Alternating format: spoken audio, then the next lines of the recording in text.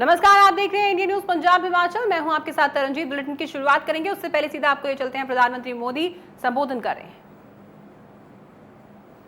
शहर और कस्बे 1700 से ज्यादा गांवों के लिए इस प्रोजेक्ट से जो जलधारा निकलेगी, ये जलधारा जीवन धारा का काम करेगी। बड़ी बात ये भी है कि ये प्रोजेक्ट आज की नहीं बल्कि अगले 20-22 साल तक की जरूरतों को ध्यान में रखते हुए डिजाइन किया गया है। इस प्रोजेक्ट से लाखों लोगों को घर में पीने का साफ पानी तो उपलब्ध होगा ही, हजारों लोगों को रोजगार भी मिलेगा। और आप जानते हैं, जब शुद्ध पानी पीने को मिलता है तो इम्यूनिटी को बहुत मदद मिलती है, रोग प्रतिरोध के लिए बहुत बड़ी ताकत मिलती है, बीमारियां दूर रहती है। इसलिए इस पानी सिर्फ नल से पानी आएगा इतना विषय नहीं है। निश्चित रूप से ये प्रोजेक्ट हर घर नल से जल पहुंचाने के हमारे व्यापक लक्ष्य को भी बहुत अधिक गति देगा। मैं इस वाटर प्रोजेक्ट के लिए मणिपुर के लोगों को और विशेष करके मणिपुर की मेरी माताओं बहनों को बहुत बहुत बधाई देता हूं। साथियों, पिछले वर्ष जब देश में जल जीवन मिशन की शुरुआत हो रही थी, तभी मैंने कहा था कि हमें पहले की सरकारों के मुकाबले कई गुना तेजी से काम करना है।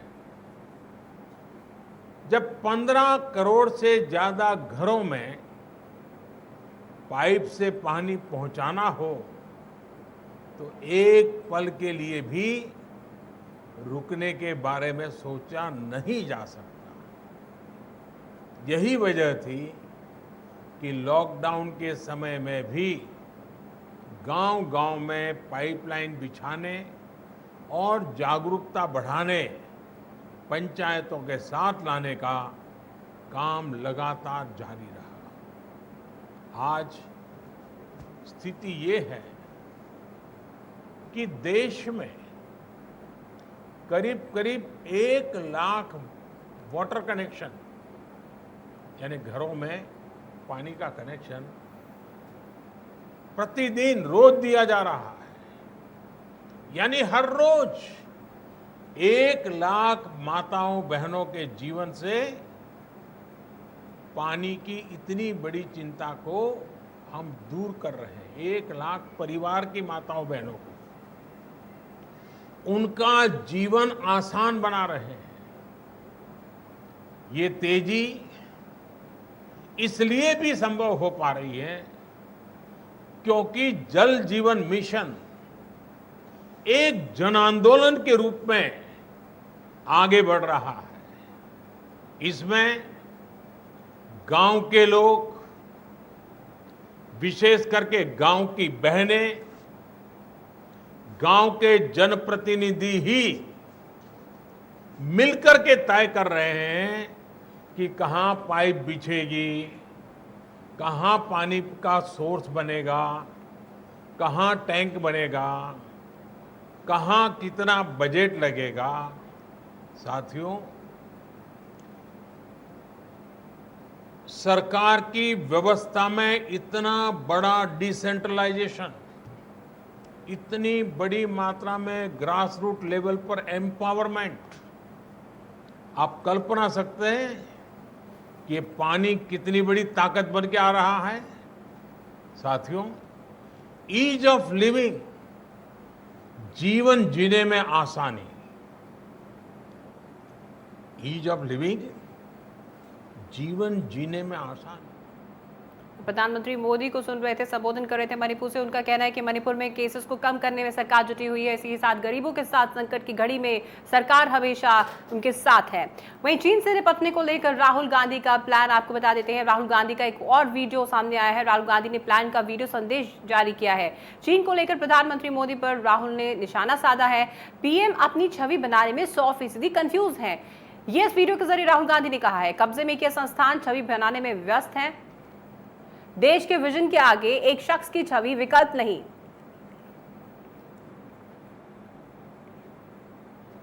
तो आपको बता दें कि राहुल गांधी ने प्लान का वीडियो जारी किया है। इससे पहले भी राहुल गांधी ने वीडियो के जरिए प्रधानमंत्री मोदी पर निशाने साधे थे और एक बार फिर से राहुल गांधी की तरफ से प्रधानमंत्री मोदी पर निशाना साधा गया है और कहा गया है कि कब्जे में के संस्थान छवि बनाने में व्यस्त है।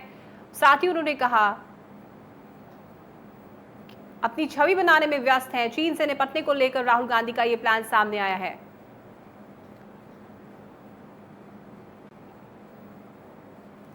इससे पहले भी राहुल गांधी की तरफ से वीडियो मैसेज दिया गया था, वीडियो के जरिए एक मैसेज दिया गया था और चीन को लेकर पीएम मोदी पर राहुल गांधी ने निशाना साधा था। और एक बार फिर से चीन को लेकर राहुल गांधी ने पीएम मोदी पर निशाना साधा है और यह भी कहा कि पीएम अपनी छवि बनाने में 100% फोकस्ड हैं।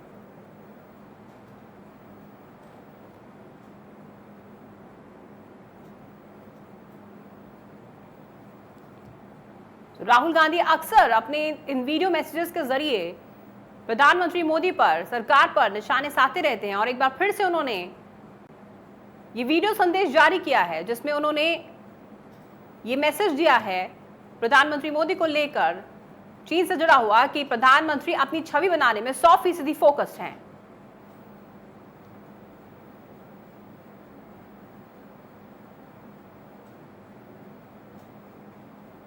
Position of strength, you can work with them, you can get what you need, and it can be actually done. But if they sense weakness, then you've had it. Well, the first thing is, you're not going to take on China without a vision. And I don't mean a national vision, I mean an international vision. Belt and Road. An attempt to change the nature of the planet. India has to have a global vision. India now has to become an idea, and it has to become a global idea. तो राहुल गांधी ने plan का video संदेश जारी किया। आपने सुना किस तरीके से प्रधानमंत्री मोदी पर निशाना साधते हुए उन्होंने कहा कि प्रधानमंत्री मोदी अपनी छवि बनाने में 100% फोकस्ड है।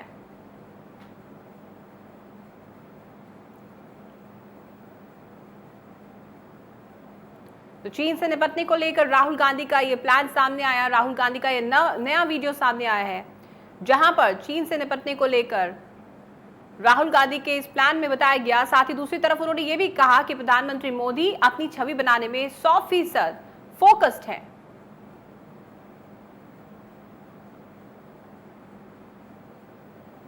वहीं आपको बता देते कि शिमला में फूटा कोरोना बम। आईजीएमसी के प्रिंसिपल समेत सबको कोरोना हुआ। आईजीएमसी के 5 डॉक्टरों की रिपोर्ट भी कोरोना पॉजिटिव आई है। सभी ने खुद को होम क्वारंटीन फिलहाल कर लिया है। शिमला में कोरोना बम फूटा। आपको बता दें कि शिमला में कई मामले एक साथ सामने आए हैं। आईजीएमसी के प्रिंसिपल समेत 5 डॉक्टरों को कोरोना हुआ, कोरोना पॉजिटिव पाए गए। वो फिलहाल सभी ने अपने आप को सेल्फ क्वारंटीन कर लिया है। 5 डॉक्टरों की रिपोर्ट भी कोरोना पॉजिटिव आई है आईजीएमसी के, जिसके चलते सभी ने खुद को होम क्वारंटीन कर लिया है।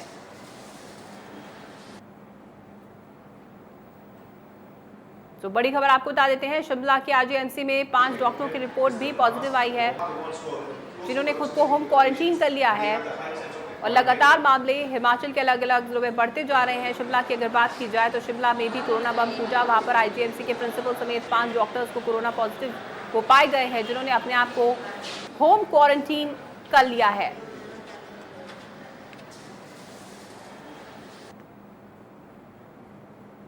तो आईजीएमसी के प्रिंसिपल समेत 5 डॉक्टर्स कोरोना पॉजिटिव पाए गए हैं, जिन्होंने खुद को होम क्वारंटीन कर लिया है। आपको बता दें कि लगातार पंजाब की बात की जाए, हिमाचल की बात की जाए, केसेस बढ़ रहे हैं, लेकिन कहीं ना कहीं रिकवरी रेट अच्छा है पंजाब हिमाचल दोनों का ही। लेकिन यहाँ पर चिंता का विषय ये भी है कि आखिर मामलों में इजाफा क्यों हो रहा है। जिसके पीछे की वजह सिर्फ और सिर्फ लोगों की लापरवाही बताई जा रही है। और दूसरा, अगर हम पंजाब शिमला की बात करें, हिमाचल की बात करें, तो वहां पर ट्रैवल हिस्ट्री वाले केसेस ज़्यादा हैं। और वहीं अब देखने को मिल रहा है कि कई कार्यालय भी कोरोना की चपेट में आ रहे हैं, जिसके चलते तमाम अधिकारियों को क्वारंटीन करने की बात कही जा रही है एहतियात के तौर पर। जब अगर कोई एक अधिकारी भी कोरोना पॉजिटिव आता है तो बाकी के अधिकारियों को भी क्वारंटीन करने की बात कह दी जाती है। एहतियात के तौर पर सरकार की तरफ से तमाम कदम उठाए जा रहे हैं ताकि बाकी लोग कोरोना की चपेट में ना आए। तो यहाँ पर एहतियात लेकर चलना बहुत जरूरी है। तमाम लोगों को ये बात समझनी होगी।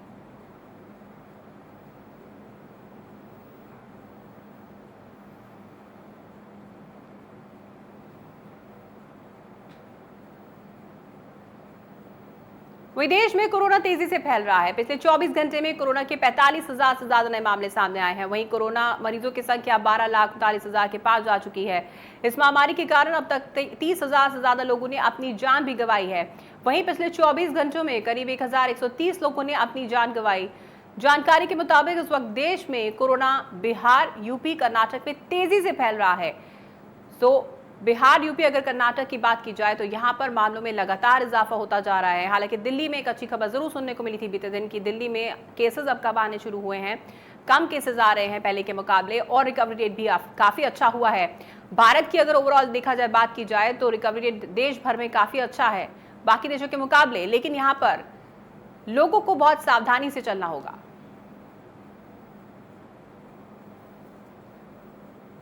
तो जब तक वैक्सीन नहीं आती है, लोगों को तमाम प्रिकॉशंस लेकर चलना होगा। इस वायरस से घबराना नहीं होगा, बल्कि तमाम प्रिकॉशंस लेकर आगे बढ़ना होगा। वहीं पंजाब में कोरोना अपने पैर पसारता जा रहा है। कैप्टन सरकार लगातार कोरोना को रोकने की कोशिशें कर रही है। पंजाब में कोरोना से अब तक 11,300 से ज्यादा लोग संक्रमित हो चुके हैं। पिछले 24 घंटों में कोरोना के 410 से ज्यादा नए मामले सामने आए हैं। वहीं प्रदेश में इस महामारी से मरने वालों की संख्या 265 के पार जा चुकी है। मंगलवार को प्रदेश में कोरोना से एक व्यक्ति ने अपनी जान भी गंवाई। वहीं पंजाब का रिकवरी रेट काफी अच्छा है। तो कहीं ना कहीं पंजाब में हालांकि 24 घंटे में 412 नए मामले सामने आए हैं और 265 मरीजों ने दम तोड़ा। लेकिन ज्यादातर जो केसेस देखने को मिल रहे हैं, जिनका एज ग्रुप ज्यादा है या फिर जिनकी इम्यूनिटी बहुत वीक है, कि जिनको कॉम्प्लिकेशंस है डायबिटीज की तरह के, वो केसेस ज्यादा देखने में आ रहे हैं।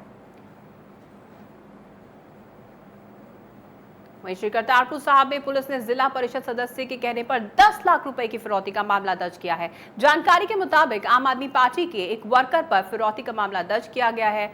वहीं आम आदमी पार्टी वर्कर ने अपने ऊपर लगे आरोपों को झूठा बताया। साथ ही आम आदमी पार्टी के नेताओं ने श्री आनंदपुर साहब में पंजाब सरकार के खिलाफ विरोध प्रदर्शन किया। तो श्री करतारपुर साहब में 10 लाख रुपए की फिरौती का आरोप लगा है। आम आदमी पार्टी ने सभी आरोपों को हालांकि झूठा बताया है। आम आदमी पार्टी के वर्कर ने, दरअसल ये मामला है श्री करतारपुर साहब का, जहां पर आम आदमी पार्टी वर्कर पर फिरौती का मामला दर्ज हुआ है। हालांकि वर्कर की तरफ से ये आरोप झूठे बताए जा रहे हैं। वहीं कोरोना वायरस की जद में पंजाब का मुख्यमंत्री कार्यालय भी आ गया है। लिहाजा सावधानी बरतते हुए चंडीगढ़ में सीएम कार्यालय को सैनिटाइज करने का काम किया गया है। कोरोना की आशंका को देखते हुए सीएम दफ्तर के सभी अधिकारियों और कर्मचारियों का भी कोरोना टेस्ट के लिए उनके सैंपल दे दिए गए हैं। तकरीबन 100 से ज्यादा कर्मचारी कोरोना टेस्ट कराने इस दौरान पहुंचे और सभी के सैंपल लिए गए। वहीं एहतियात के तौर पर सचिवालय की इमारत को भी सैनिटाइज करने का काम किया गया। तो आपको बता दें कि चंडीगढ़ में सीएम कार्यालय भी कोरोना की चपेट में आया। यहां पर अधिकारी कोरोना पॉजिटिव पाए गए और तमाम अधिकारियों को फिलहाल होम क्वारंटीन कर दिया गया है। लेकिन यहां पर पूरे ऑफिस को भी सैनिटाइज किया गया है। एहतियात के तौर पर तमाम प्रिकॉशंस लिए जा रहे हैं। अगर किसी कार्यालय में एक भी अधिकारी इसकी चपेट में आता है, कोई कर्मचारी इसकी चपेट में आता है, तो तमाम अधिकारियों और कर्मचारियों का कोरोना टेस्ट करवाया जाता है। ये एक अच्छी पहल की जाती है क्योंकि एहतियात के तौर पर यह करना बहुत जरूरी है।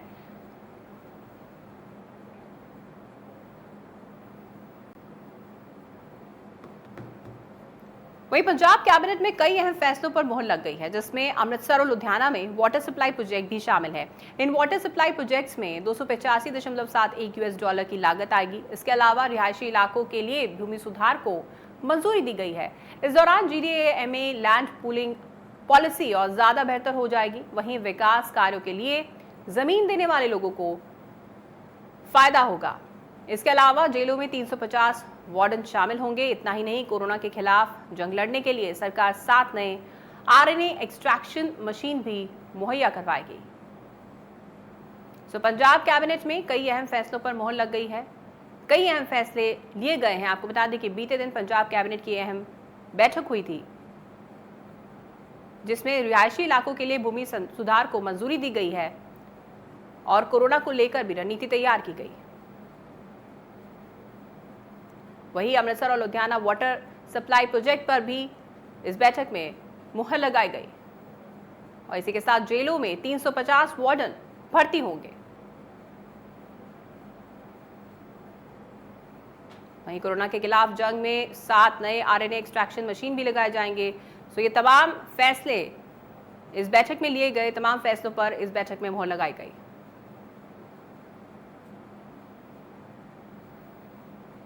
पंजाब सरकार की ओर से बुजुर्गों के लिए पेंशन योजना जारी की गई है, जिसकी साल 2017 में घोटाले के कारण जांच करने के आदेश जारी किए गए थे, जिसमें पुलिस ने अपनी पड़ताल में पाया कि पंजाब भर से बुढ़ापा पेंशन योजना में करीब 70,137 लोग अयोग्य हैं।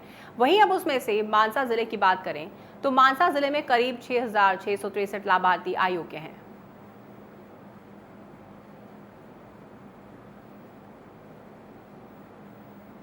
तो मानसा में 6,600 से ज्यादा लाभार्थी अयोग्य निकले और करोड़ों रुपए का घोटाला यहां पर हुआ है बुढ़ापा पेंशन योजना में।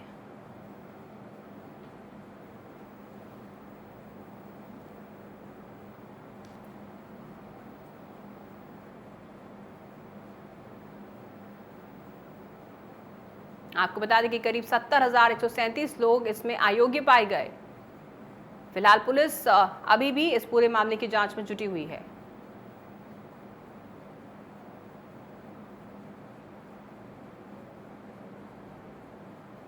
तो बुढ़ापा पेंशन योजना में करोड़ों का घोटाला हुआ है, करोड़ों रुपए का घोटाला यहां पर देखने को मिला है, जिसमें करीब 70,137 लोग अयोग्य पाए गए हैं। फिलहाल पुलिस इस पूरे मामले की जांच में जुटी हुई है। पंजाब सरकार के 162 करोड़ रुपए वाले बुढ़ापा पेंशन घोटाले में संगरूर जिले का नाम सामने आया है। आपको बता दें कि इस फर्जीवाड़े में करीब 12,553 लोगों ने से करोड़ों रुपए की ठगी की गई है, जिसको लेकर विपक्षी पार्टियां कैप्टन सरकार को आड़े हाथ ले रही हैं।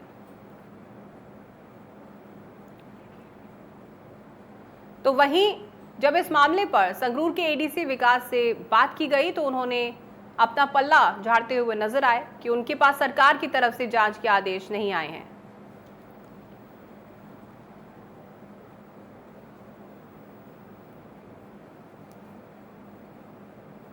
ਜਿਹੜੇ ਇਹਨਾਂ ਦੇ ਸਰਵੇ ਮੁਤਾਬਕ ਜਿਨ੍ਹਾਂ ਨੂੰ ਪਿਛਲੀ ਸਰਕਾਰ ਦੇ ਸਮੇਂ ਗਲਤ ਪੈਨਸ਼ਨ ਜਿਹੜੀਆਂ ਦਿੱਤੀਆਂ ਗਈਆਂ, ਮੈਂ ਸਮਝਦਾ ਕਿ ਇਸ ਤੋਂ ਵੱਧ ਲੋਕ ਮਾਰੂ ਫੈਸਲਾ ਜਿਹੜਾ ਉਹ ਨਹੀਂ ਹੋ ਸਕਦਾ ਹੈਗਾ। ਇੱਕ ਪਾਸੇ ਜਿੱਥੇ ਦਿੱਲੀ ਦੀ ਅਰਵਿੰਦ ਕੇਜਰੀਵਾਲ ਸਰਕਾਰ ਆਪਣੇ ਪੈਨਸ਼ਨ ਧਾਰਕਾਂ ਨੂੰ 2500 ਦੀ ਬਜਾਏ 5000 ਰੁਪਏ ਪ੍ਰਤੀ ਮਹੀਨਾ ਪੈਨਸ਼ਨ ਦੇ ਰਹੀ ਹੈ, ਉੱਥੇ ਹੀ ਕਰੋਨਾ ਦੇ ਇਹਨਾਂ ਦਿਨਾਂ ਦੇ ਵਿੱਚ ਲੋਕਾਂ ਨੂੰ ਐਡੀਸ਼ਨਲ ਸਪੋਰਟ ਦੇਣ ਦੀ ਵੀ ਪੰਜਾਬ ਸਰਕਾਰ ਵੱਲੋਂ ਅਜਿਹਾ ਫੈਸਲਾ ਲੈਣਾ ਮੈਂ ਸਮਝਦਾ ਕਿ ਲੋਕ ਮਾਰੂ ਫੈਸਲਾ ਹੈ। ਔਰ ਦੂਜੀ ਗੱਲ, ਇਹਦੇ 'ਚ ਕੋਈ ਦੋ ਰਾਏ ਨਹੀਂ ਕਿ ਸਰਕਾਰ ਚਾਹੇ ਪਹਿਲਾਂ ਅਕਾਲੀ ਦਲ ਦੀ ਸੀ ਤੇ ਚਾਹੇ ਹੁਣ ਕਾਂਗਰਸ ਪਾਰਟੀ ਦੀ ਹੈ, ਇਹਨਾਂ ਸਮਾਜਿਕ ਸਕੀਮਾਂ ਦਾ ਸਿਆਸੀਕਰਨ ਹੈ ਜਿਹੜਾ ਵੱਡੇ ਪੱਧਰ ਦੇ ਉੱਪਰ ਹੋ ਚੁੱਕਾ ਹੈ। ਤੇਰ ਮੇਰ ਹੈ ਵੱਡੇ ਪੱਧਰ ਦੇ ਉੱਪਰ ਹੁੰਦੀ ਹੈ ਔਰ ਜਿਹੜੇ ਅਸਲੀ ਸਹੀ ਮਾਇਨੇ ਦੇ ਵਿੱਚ ਜਿਹੜੇ ਯੋਗ ਵਿਅਕਤੀ ਹੁੰਦੇ ਨੇ, ਲੋੜਵੰਦ ਹੁੰਦੇ ਨੇ, ਉਹਨਾਂ ਦੀ ਕੋਈ ਪੁੱਛ ਪ੍ਰਤੀਤ ਨਹੀਂ ਹੁੰਦੀ ਹੈਗੀ, ਉਹ ਤਾਂ ਵਿਚਾਰੇ ਪਿੱਛੇ ਹੀ ਰੁਲ ਜਾਂਦੇ ਨੇ। ਇਹਦੇ 'ਚ ਕੋਈ ਦੋ ਰਾਏ ਨਹੀਂ ਕਿ ਵੱਡੇ ਪੱਧਰ ਉੱਪਰ ਸਿਆਸੀਕਰਨ ਰਾਜਸੀਕਰਨ ਇਹਨਾਂ ਸਕੀਮਾਂ ਦਾ ਹੋ ਚੁੱਕਿਆ। ਗਲਤੀਆਂ ਹੁੰਦੀਆਂ ਨੇ, ਕੁਝ ਕੁ ਵੋਟਾਂ ਲਈ ਮੈਂਬਰ ਸਰਪੰਚ ਲੋਕਾਂ ਨੂੰ ਉਤਸ਼ਾਹਿਤ ਕਰ ਲੈਂਦੇ ਨੇ ਵੀ ਦੇਖੋ ਵੀ ਮੈਂ ਥੋੜੀ ਪੈਨਸ਼ਨ ਲਵਾ ਦੂੰਗਾ।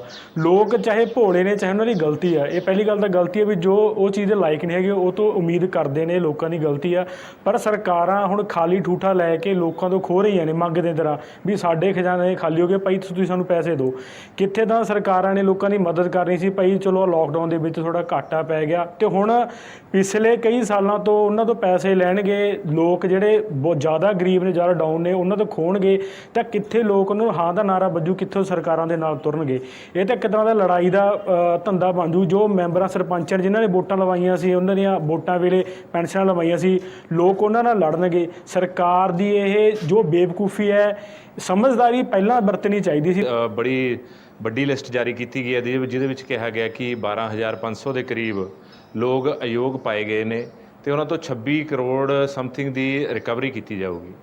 ਮੈਂ ਸਮਝਦਾ ਵੀ ਇਹ ਹਰ ਵਾਰ ਗਾਜ ਆਮ ਲੋਕਾਂ ਦੇ ਉੱਤੇ ਹੀ ਕਿਉਂ ਗਿਰਦੀ ਹੈ ਕਿ ਇਹਦੇ ਵਿੱਚ ਕੋਈ ਸਰਟੀਫਿਕੇਟ ਜੋ ਜਾਰੀ ਕੀਤੇ ਗਏ ਨੇ, ਕਿਉਂਕਿ ਸਰਕਾਰੀ ਸਰਟੀਫਿਕੇਟਾਂ ਦੇ ਥਰੂ ਹੀ ਇਹ ਪੈਨਸ਼ਨਾਂ ਲੱਗੀਆਂ ਹੋਣਗੀਆਂ, ਜਾਂ ਕੋਈ ਜ਼ਮੀਨਾਂ ਦੇ ਸਰਟੀਫਿਕੇਟ, ਜਾਂ ਕੋਈ ਉਹਨਾਂ ਦੀ ਇਨਕਮ ਦਾ ਜੋ ਸੋਰਸ ਸੀਗਾ ਉਹਨੂੰ ਵੈਰੀਫਾਈ ਕੁਝ ਅਫਸਰਾਂ ਵੱਲੋਂ ਕੀਤਾ ਗਿਆ ਹੋਊਗਾ।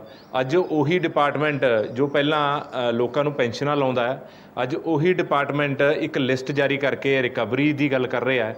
ਕਿਉਂ ਨਹੀਂ ਪੰਜਾਬ ਸਰਕਾਰ ਉਸ ਡਿਪਾਰਟਮੈਂਟ ਦੀ ਇਨਕੁਆਇਰੀ ਕਰਾਉਂਦੀ? ਕਿਉਂ ਨਹੀਂ ਉਹ ਲੋਕਾਂ ਨੂੰ ਦੇ ਉੱਤੇ ਗਾਜ ਗਿਰਦੀ ਜੋ ਲੋਕ ਇਹ ਜੋ ਘਪਲੇਬਾਜ਼ੀ ਹੋਈ ਹੈ ਪੈਨਸ਼ਨਸ ਦੇ ਵਿੱਚ, ਉਹਦੇ ਬਾਰੇ ਅਸਲ ਦੇ ਵਿੱਚ ਜ਼ਿੰਮੇਵਾਰ ਨੇ ਆਮ ਲੋਕਾਂ ਤੇ ਇਹਦੀ ਗਾਜ ਸਿੱਟ ਕੇ, ਜੋ ਆਮ ਲੋਕਾਂ ਜੋ ਪਹਿਲੇ ਹੀ ਗਰੀਬ ਨੇ ਉਹਨਾਂ ਨੂੰ ਥੋੜਾ।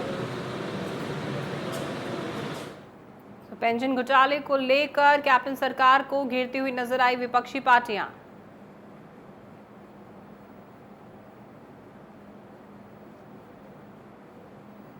वहीं हिमाचल प्रदेश में भी कोरोना अपना कहर बरपा रहा है। प्रदेश में अब तक कोरोना से 1720 के पार संक्रमितों की संख्या पहुंच चुकी है। हिमाचल में कोरोना से 590 से ज्यादा एक्टिव केस हैं।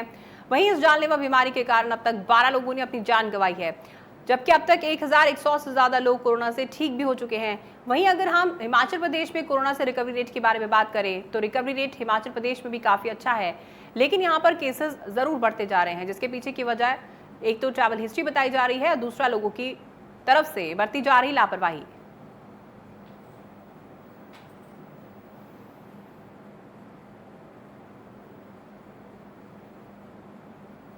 तो प्रदेश में 1720 से ज्यादा लोग संक्रमित हो चुके हैं और जब इन केसेस को ट्रेस करने की कोशिश की गई तो निकल के सामने आया कि ज्यादातर केसेस ट्रैवल हिस्ट्री वाले हैं।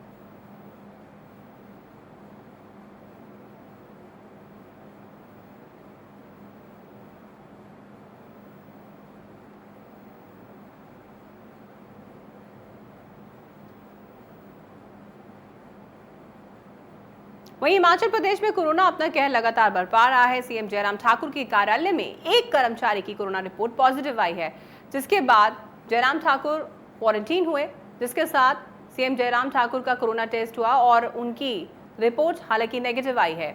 इसी बीच जयराम ठाकुर ने हर तरह के प्रोटोकॉल को फॉलो करने की बात कही है।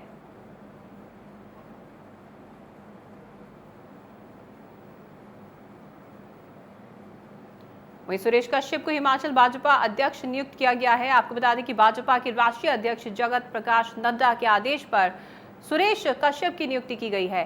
पार्टी के राष्ट्रीय महासचिव अरुण सिंह ने इस संबंध में अधिसूचना जारी कर दी है। सुरेश कश्यप शिमला संसदीय सीट से लोकसभा सांसद हैं। शिमला संसदीय सीट से लोकसभा सांसद सुरेश कश्यप वायुसेना में सेवाएं दे चुके हैं। साथ ही आपको बता दें कि इन्होंने राजनीतिक सफर की शुरुआत में निषाद में बीडीसी सदस्य वो रहे हैं। 2012 में विधानसभा में विधायक चुनकर आए और 2017 में दूसरी बार भाजपा से विधायक बने। 2019 में लोकसभा के लिए वो चुने गए।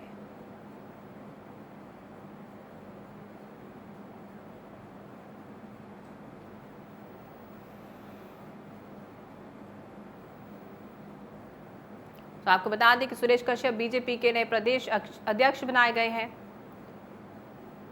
राजीव बिंदल के इस्तीफे के बाद ये पद खाली था, तो हिमाचल बीजेपी के अध्यक्ष बने सुरेश कश्यप।